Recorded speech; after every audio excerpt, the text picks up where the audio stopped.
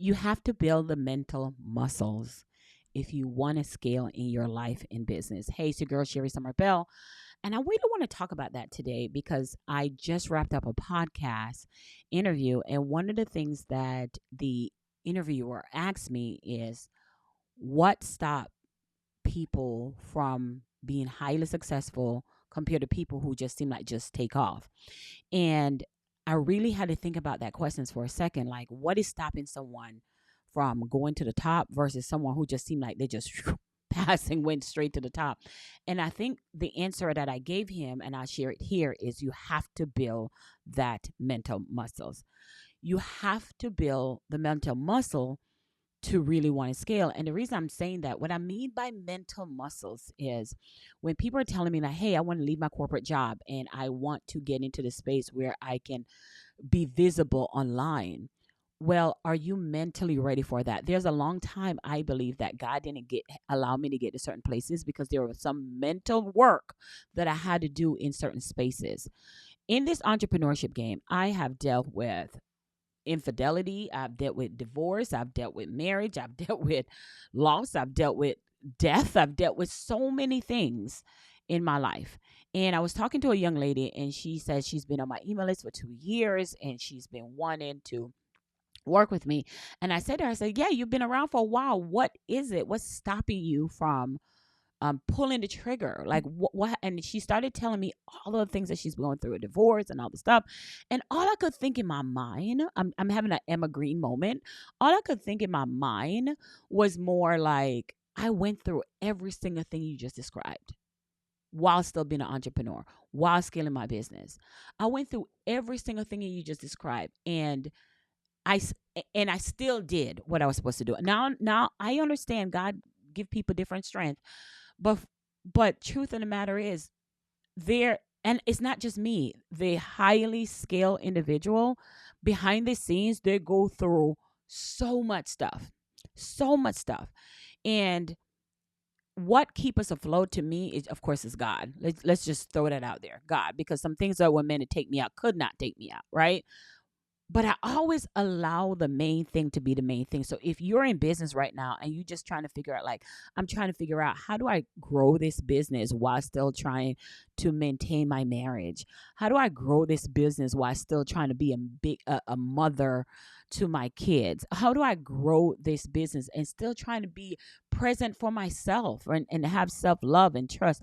How do I grow this business into what I need for it to be while still dealing with all this requirement of myself? And there's a lot of entrepreneurs that are going through this right now, and they may not be speaking on it. And what I realized God put me in an assignment to do is to speak on the things that other people are not speaking on, not the highlight reels of things, but the things that people who are successful and are dealing with. And you may look at their life and be like, well, you're so successful, you can understand what I'm going through. No, because successful people have the same problems you have.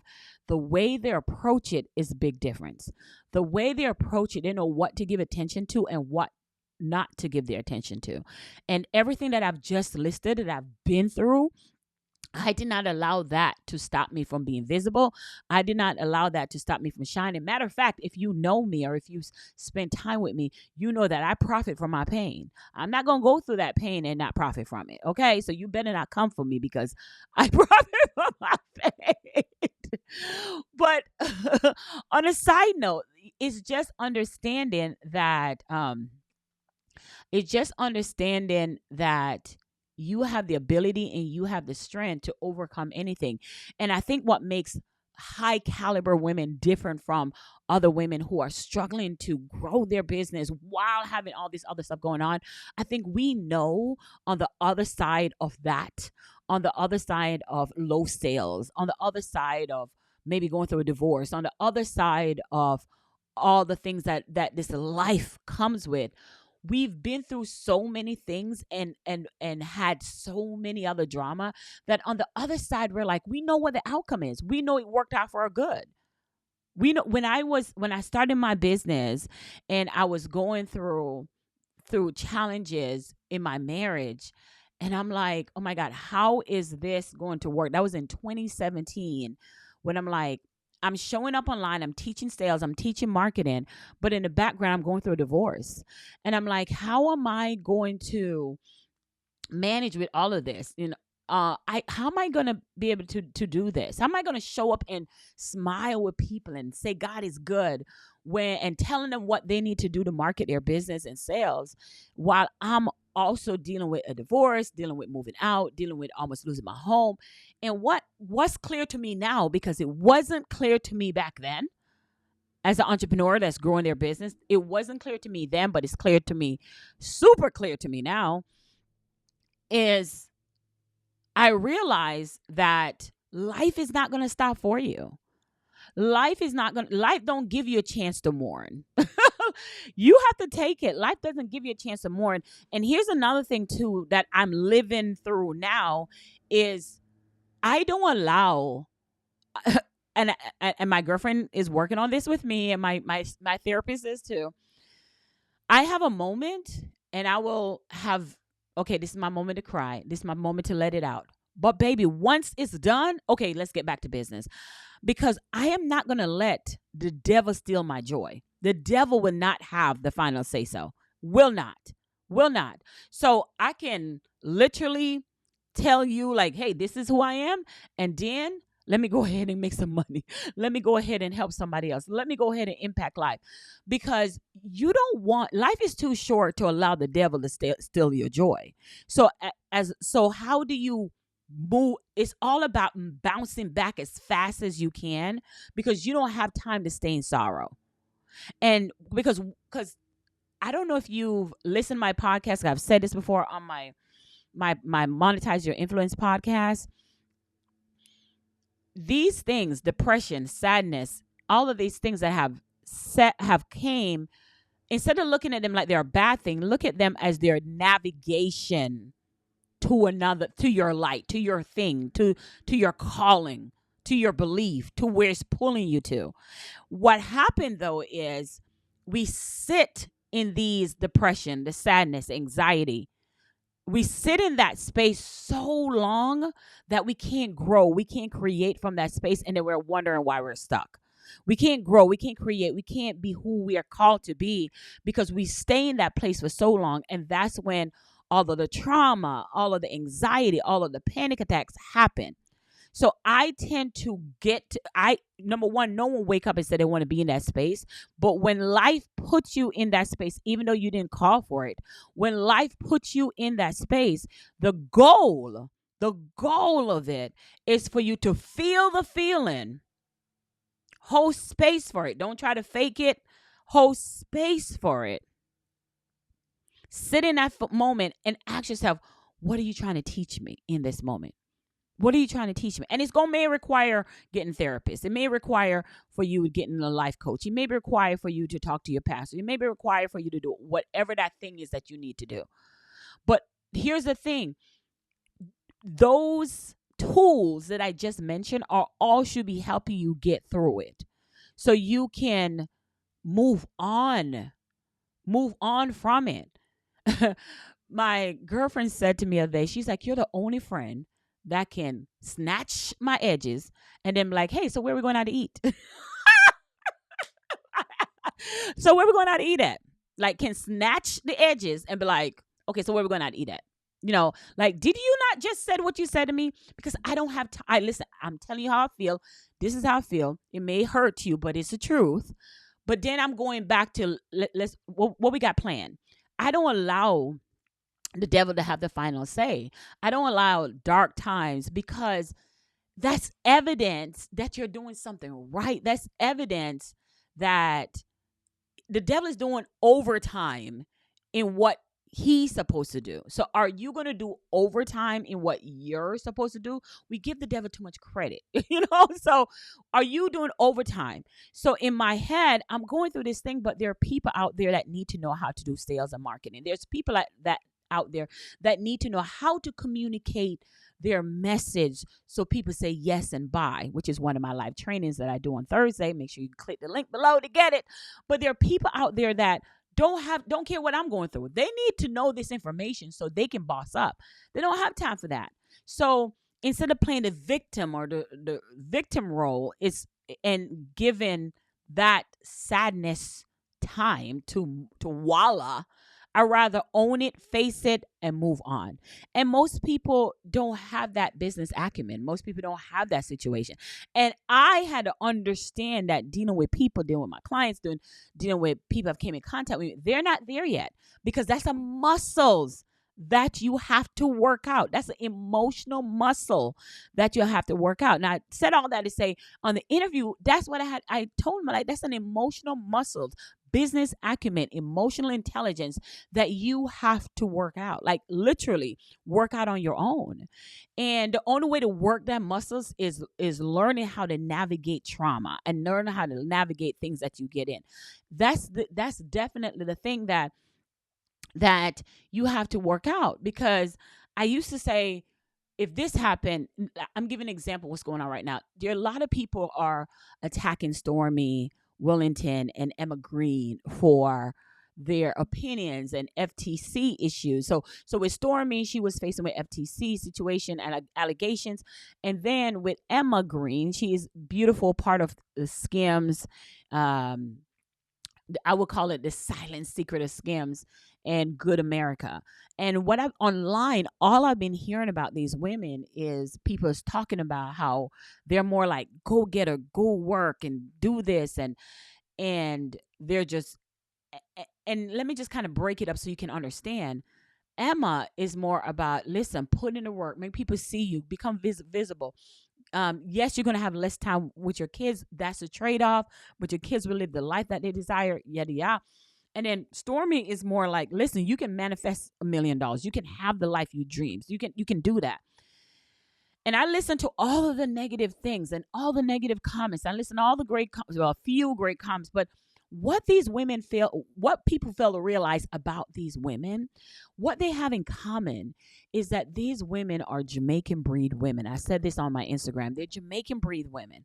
What do they have in common? They were bred to work hard. So their working capacity does not match the working capacity of the average person. These women, their parents has bred them, if you know the history.